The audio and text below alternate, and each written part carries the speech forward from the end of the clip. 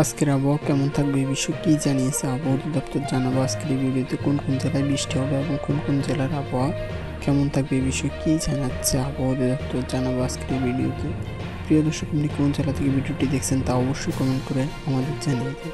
বাংলাদেশ আবহাওয়া অধিদপ্তরের তথ্য মতে ঢাকা, রাজশাহী, চট্টগ্রাম, খুলনা, বরিশাল, ময়মনসিংহ ও সিলেট বিভাগের আবহাওয়া কেমন থাকবে আজ সকাল ৯টা থেকে পরবর্তী ৭২ ঘন্টা পূর্বাভাসে বলা হয়। আবহাওয়া অধিদপ্তর জানিয়েছে, পশ্চিম লঘুচাপে অধিকাংশ ভারতের পশ্চিমবঙ্গ ও তৎসংলগ্ন এলাকা অবস্থান করছে। বৃষ্টিপাতে বলা হয়েছে চট্টগ্রাম ও সিলেট বিভাগের দু-এক জায়গায় আংশিক মেঘলা আকাশ সহ ঝোড়ো হাওয়া সহ বজ্রসহ বৃষ্টি হতে পারে। সেই সাথে দেশের কোথাও বিক্ষিপ্ত আকারে শিলাবৃষ্টি হতে পারে।